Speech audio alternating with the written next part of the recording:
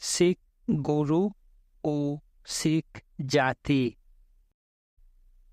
লেখক শ্রী শরৎ কুমার রায়। দশম অধ্যায়। রঞ্জিতের সংসার প্রবেশ ও শিখ দলপতিগণের সহিত সংগ্রাম। পিতৃবিয়োগের পরে বালক রঞ্জিত যখন সংসারে প্রবেশ করেন তখন তাহার অবস্থা বিপদসংকুল ছিল। প্রতি পদে বিপদের সহিত সংগ্রাম করিয়া তাহাকে জীবনপথে অগ্রসর হইতে হইয়াছিল। তাহার কর্মক্ষেত্রে প্রবেশের পূর্ব হইতেই সমগ্র পঞ্চনদ প্রদেশে অরাজকতা ও আত্মদ্রোহ বিরাজ করিতেছিল। পূর্বেই তাহা বর্ণিত হইয়াছে।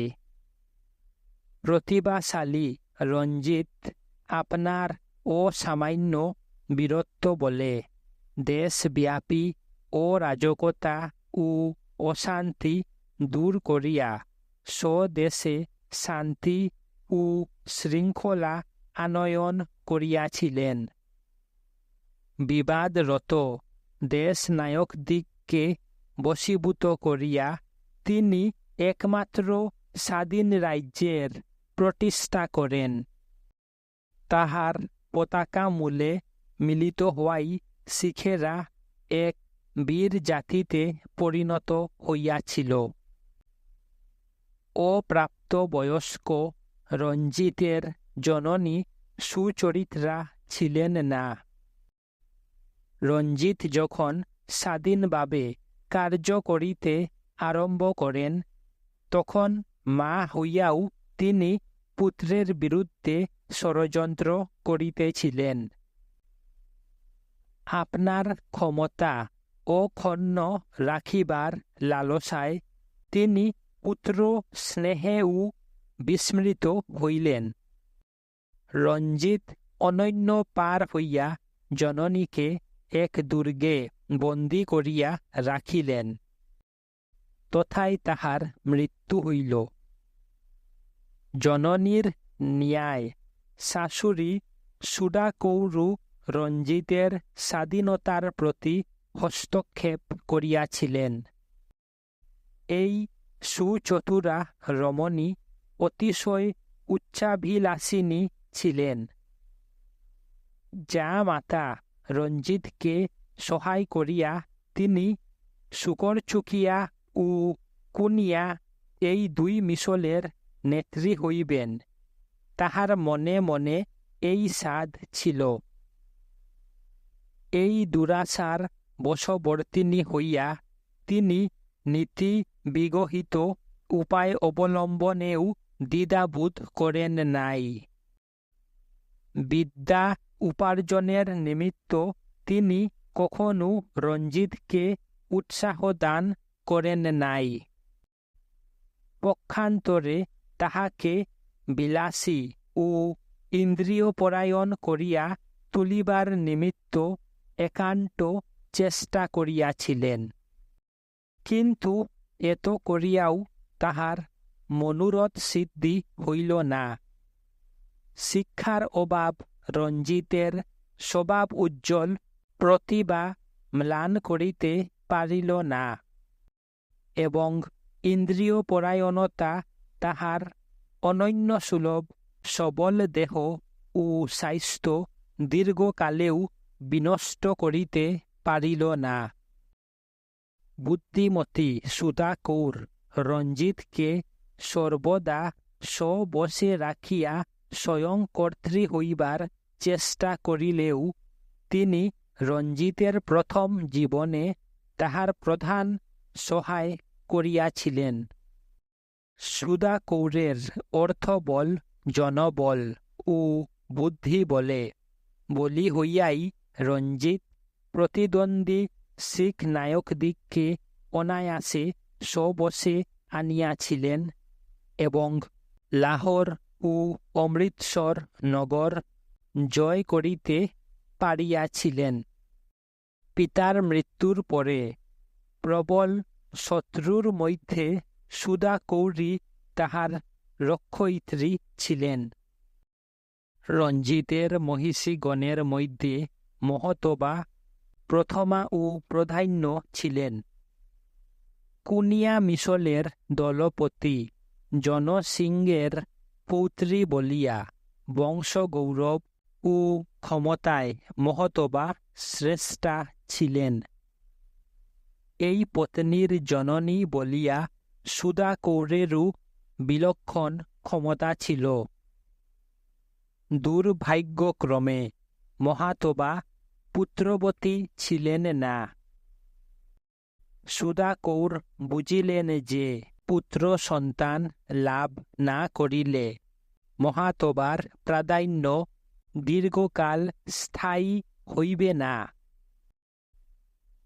মহারাজ রঞ্জিত একবার যুদ্ধযাত্রার বাহির হইয়া দীর্ঘকাল রাজধানী হইতে দূরে ছিলেন। সুচতুরা সুধা কৌর তখন ঈশ্বর সিং নামক এক সদ্যজাত শিশুকে মহতবার গর্ভজাত পুত্র বলিয়া চালাইয়া লইলেন। এই শিশুটি ১.৫ বৎসর মাত্র জীবিত ছিল। সুধার প্রথম চেষ্টা ব্যর্থ হইল।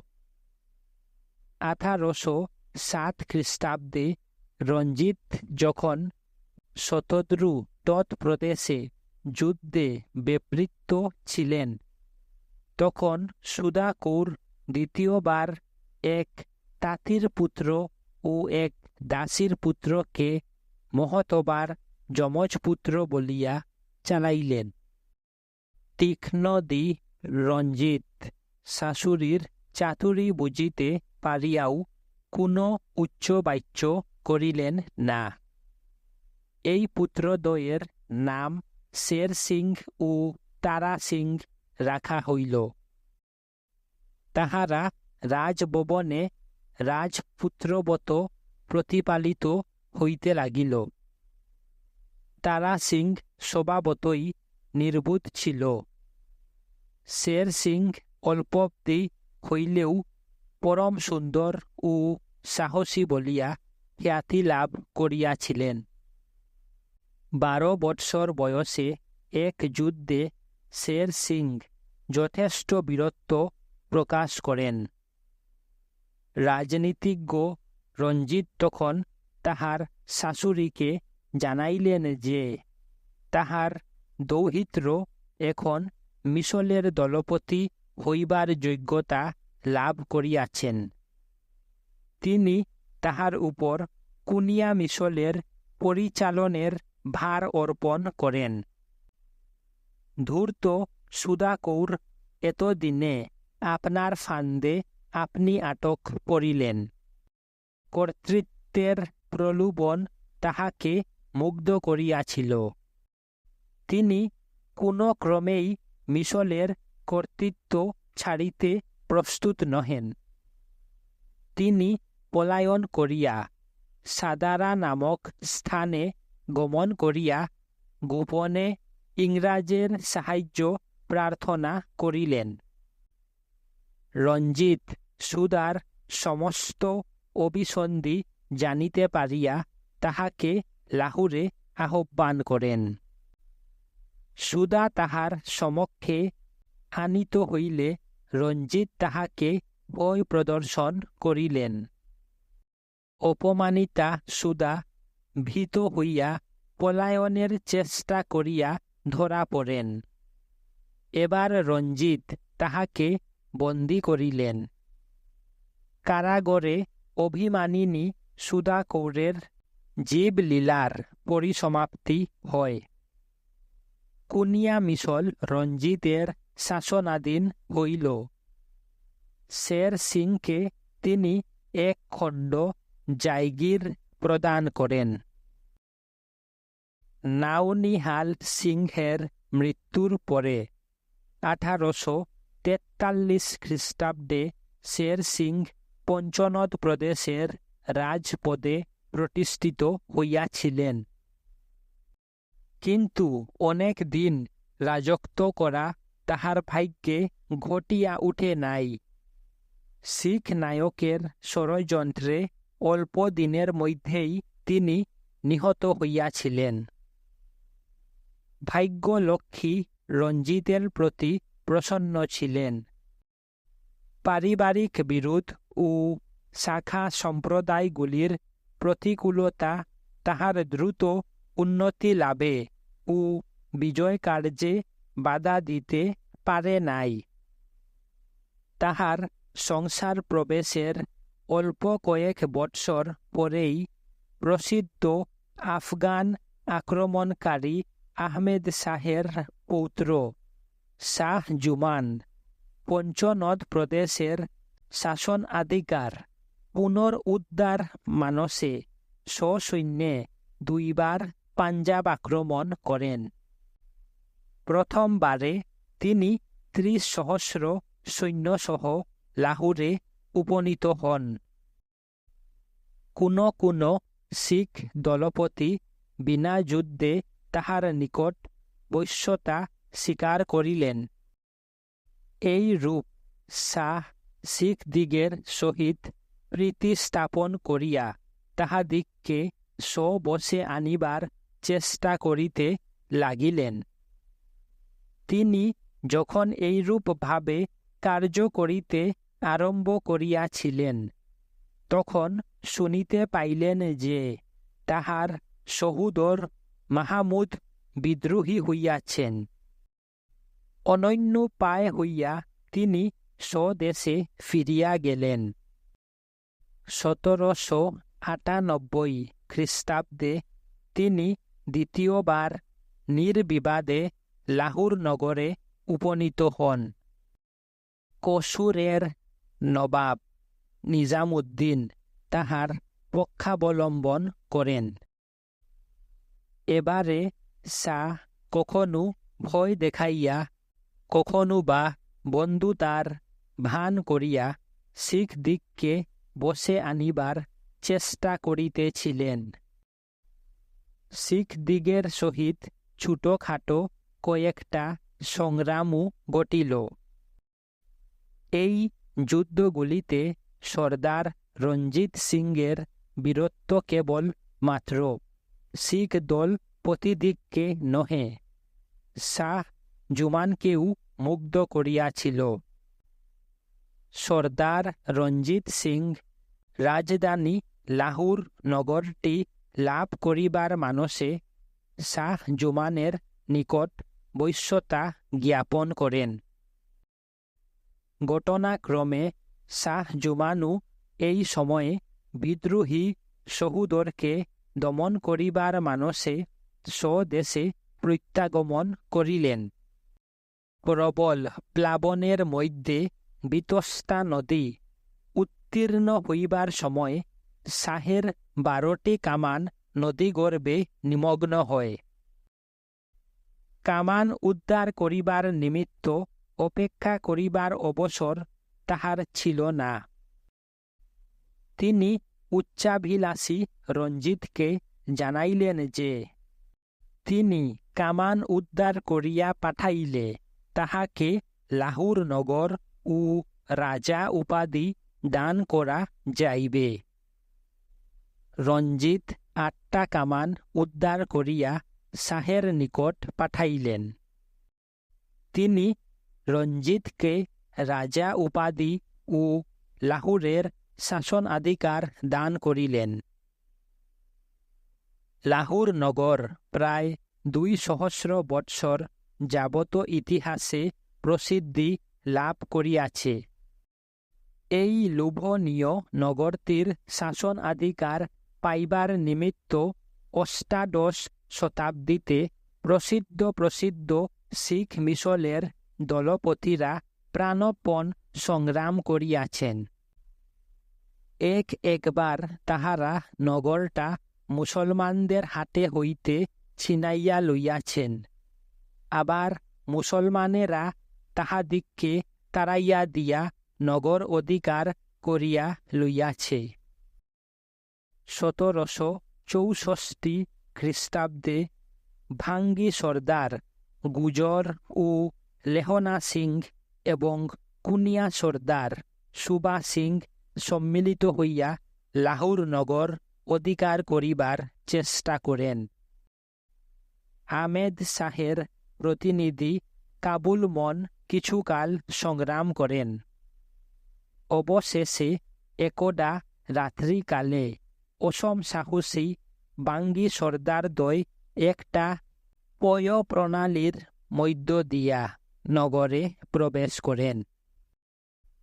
নৃত্য গীতে উন্মুক্ত আফগান রাজ প্রতিনিধি তাহাদের হস্তে বন্দী হইলেন। রজনী প্রভাত হইতে না হইতে নগর শিখদিগের কারায়ত্ত হইল।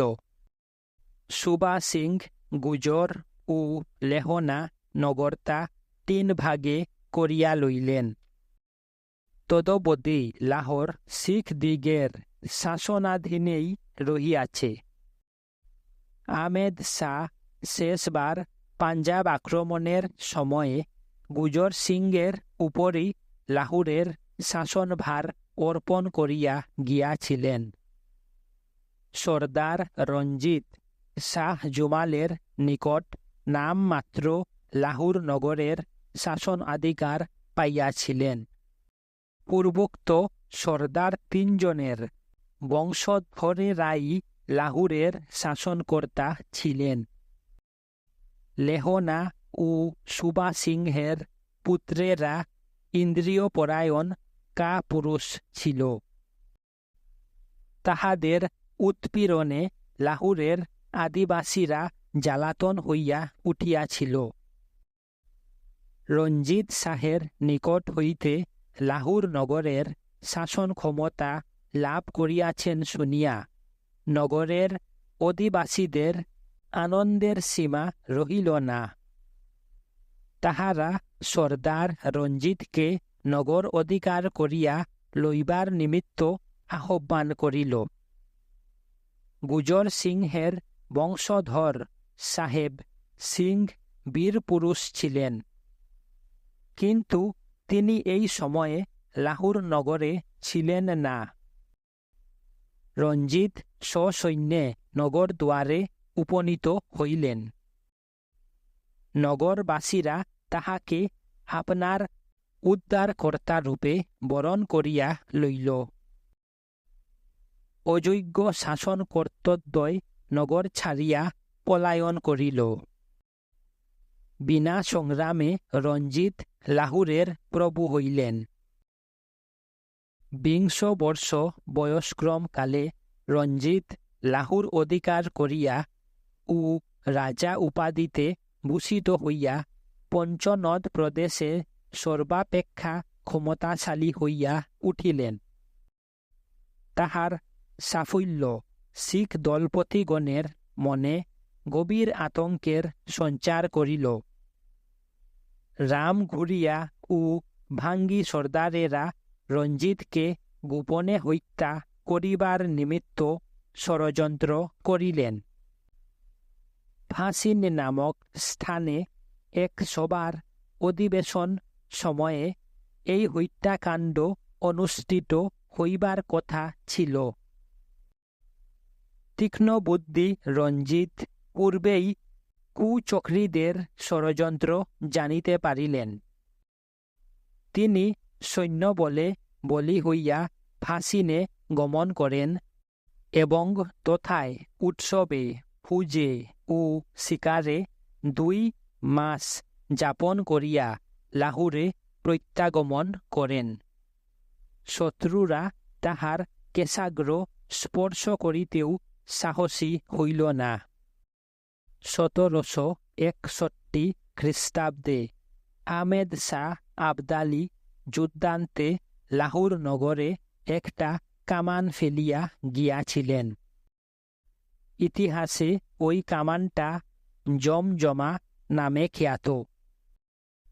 1764 খ্রিস্টাব্দে লাহোর নগর যখন শিখদের হস্তগত হয়, তখন পূর্বোক্ত কামানটা রঞ্জিতের পিতামহ সুরত সিংয়ের অংশে পড়িয়াছিল বলিয়া প্রকাশ।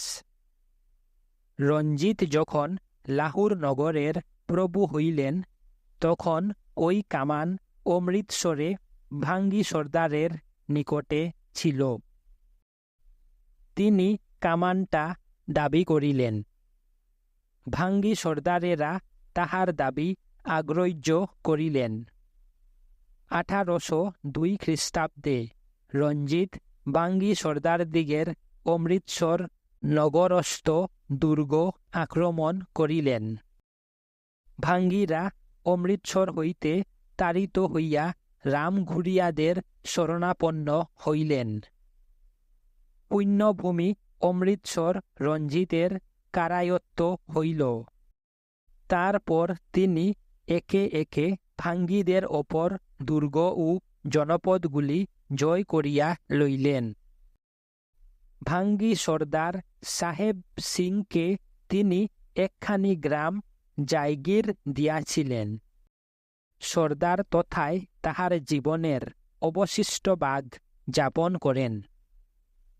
সাহেব সিংয়ের পুত্র গুলার সিংও কয়েকটি জনপদ পাইয়াছিলেন। ইনি অপুত্রক মৃত্যুমুখে পতিত হওয়ায় 1806 খ্রিস্টাব্দে ভাঙ্গিদের সমস্ত সম্পত্তি রঞ্জিতের অধিকারভুক্ত হয়। পবিত্র শিখ তীর্থ অমৃতসর এবং শিখদের রাজনৈতিক মিলনভূমি লাহুর রঞ্জিতের শাসনাধীন হওয়ায় তিনি এক্ষণে ক্ষমতায় পঞ্চনদ প্রদেশে অদ্বিতীয় হইয়া উঠিলেন।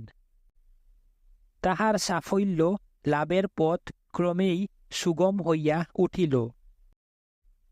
তাহার রাষ্ট্রগঠন কামনার প্রতিকূলে কেহ মাথা তুলিয়া দাঁড়াইতে পারিবে না, ইহা তিনি স্পষ্ট বুঝিতে পারিলেন। এই সময় হইতে তাহার বিজয় কার্য অব্যাহত গতিতে চলিতেছিল। একে একে শিখ দলপতিদিগকে স্ববশে আনয়ন করিবার নিমিত্ত রঞ্জিত সচেষ্ট হইলেন। রামঘুরিয়া মিশলের সর্দার যশা সিং বার্ধক্য হেতু অক্ষম হইয়া পড়িয়াছিলেন। তিনি জানিতেন যে অদূরবর্তী ভবিষ্যতে এই শাখা সম্প্রদায় তাহার শাসনাধীন হইবে। যশার মৃত্যুর পরে তাহার জ্যেষ্ঠ পুত্র যুধ সিং বিনা যুদ্ধে রঞ্জিতের অনুগত্য স্বীকার করেন। যুধ সিং অকালে মৃত্যুমুখে পতিত হন। তাহার মৃত্যুর পরে সম্পত্তি লইয়া উত্তরাধিকারীদের মধ্যে বিরোধ চলিতেছিল। তখন 1808 খ্রিস্টাব্দে রঞ্জিত রামগুরিয়া নায়ক দেওয়ান সিং ও বীর সিংকে বন্দী করিয়া তাহাদের অধিকৃত প্রদেশ স্বরাজ্য ভুক্ত করেন। তিনি রামগুরিয়াদের অধিকারভুক্ত প্রায় 108টি দুর্গ ধ্বংস করেন। কয়েক মাস পরে বীর সিং ও দেওয়ান সিংকে মুক্তিদান করিয়া তিনি তাহাদিগকে কিঞ্চিৎ বৃত্তি দিয়াছিলেন। 1802 খ্রিস্টাব্দে রঞ্জিত নুকিয়া সর্দারের এক কন্যাকে বিবাহ করেন। এই বৈবাহিক সম্বন্ধ উভয় মিশলের শত্রুতা দূর করিতে পারে নাই। 1807 খ্রিস্টাব্দে সর্দার খা সিং এই শাখা সম্প্রদায়ের দলপতি নিযুক্ত হন। মহারাজ রঞ্জিত তাহাকে আপন সভাসদ হইবার নিমিত্ত আহ্বান করেন। নতুন নুকিয়া সর্দার আপনাকে পদগৌরবে রঞ্জিতের অপেক্ষা কোনো অংশে হীন বলিয়া স্বীকার করিতে কুণ্ঠিত ছিলেন। তিনি স্পর্ধা সহকারে রঞ্জিতের আহ্বান অগ্রাহ্য করেন।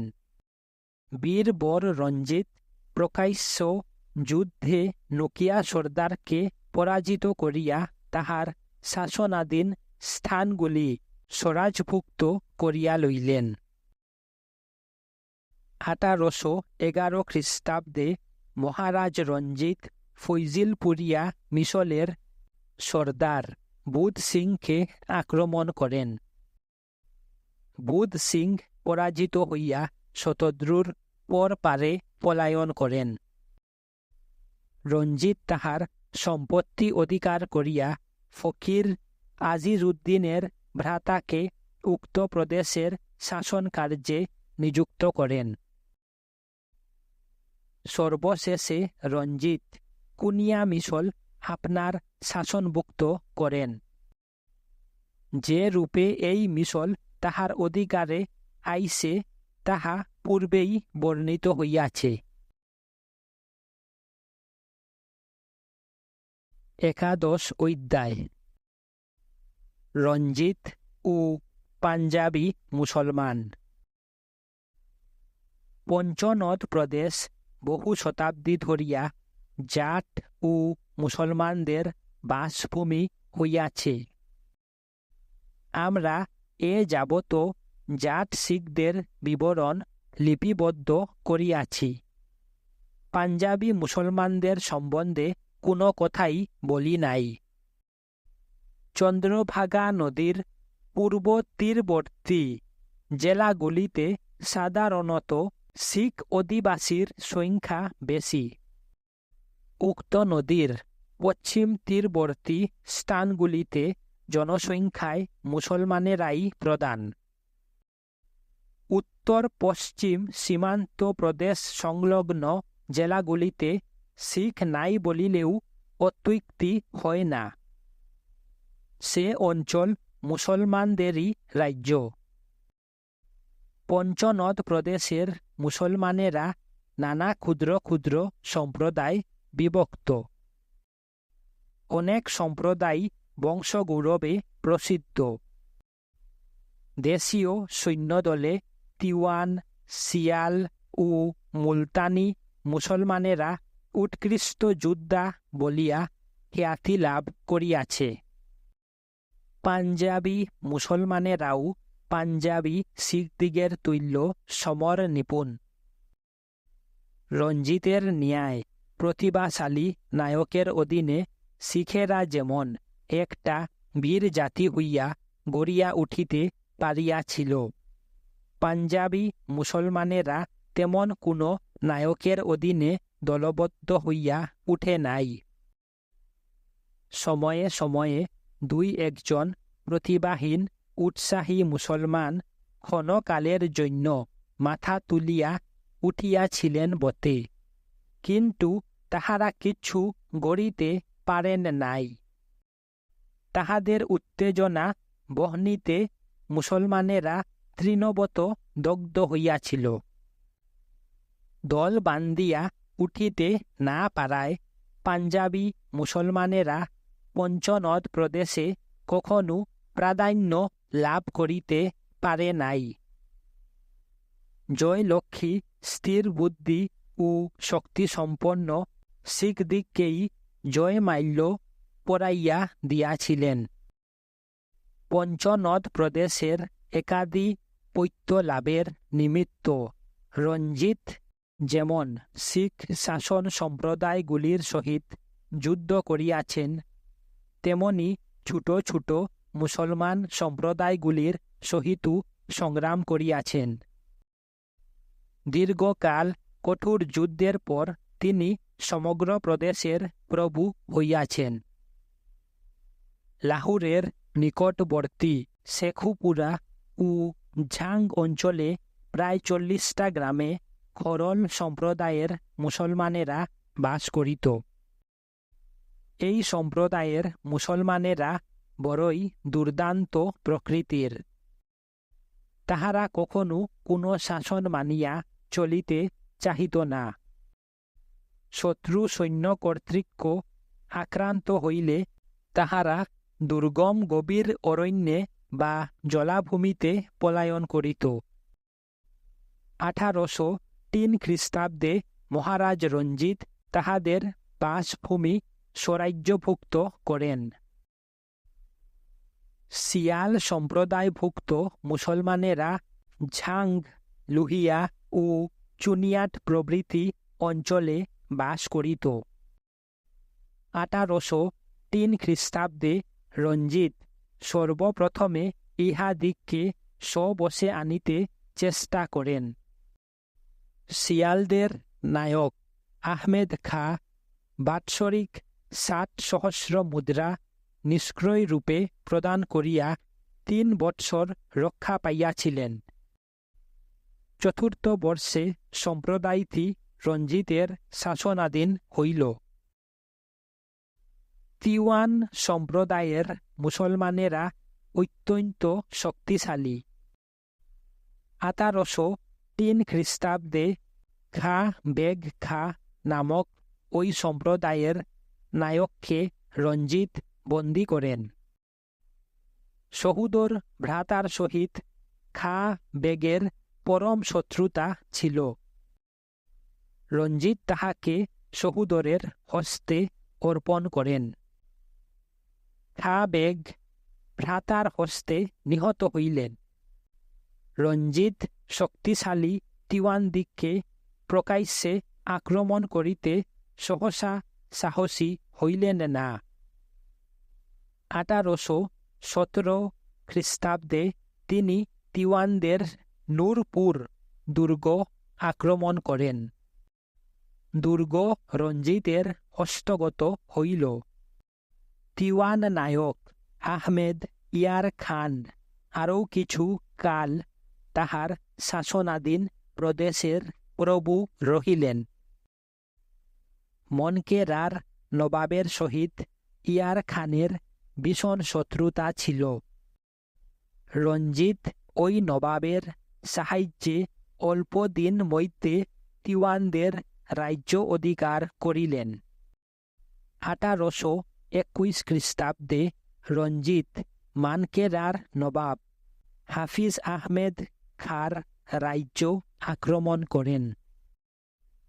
এই সময় তিওয়ানেরা পূর্ব শত্রুতা স্মরণ করিয়া প্রতিশোধ গ্রহণের নিমিত্ত মহারাজের সৈন্যদলভুক্ত হইল। রঞ্জিতের পক্ষে মঙ্কেরা জয় করা বড় অনায়াস সাধ্য হয় নাই। উক্ত রাজ্য মরুভূমির মধ্যে অবস্থিত এবং চারিদিকে 12টা দুর্গ ইহাকে বেষ্টন করিয়া রহিয়াছিল। মহারাজ রঞ্জিতের অধ্যবসায় সমস্ত বাধা অতিক্রম করিয়াছিল। 25 দিন অবরোধের পর নবাব রঞ্জিতের নিকট বৈশ্যতা স্বীকার করেন।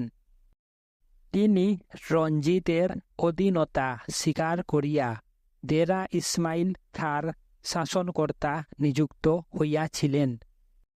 এই যুদ্ধে তিওয়ানেরা এমন বীরত্ব দেখাইয়াছিল যে রঞ্জিত 50 জন তিওয়ানকে আপনার দেহরক্ষক নিযুক্ত করিয়া লাহুরে লইয়া আসেন।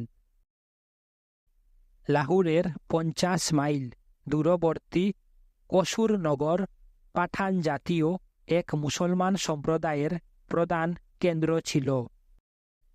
তাহারা অষ্টাদশ শতাব্দীর শেষার্ধে প্রায় 50 বৎসর শিখদের সহিত লড়াই করিয়া আপনাদের স্বাধীনতা অক্ষুণ্ণ রাখিয়াছিল। লাহুর অধিকারকালে তাহারা মহারাজ রঞ্জিতের বিরুদ্ধাচরণ করিয়াছিল। রঞ্জিত বহুবার তাহাদের বিরুদ্ধে ব্যর্থ যুদ্ধযাত্রা করিয়াছিলেন।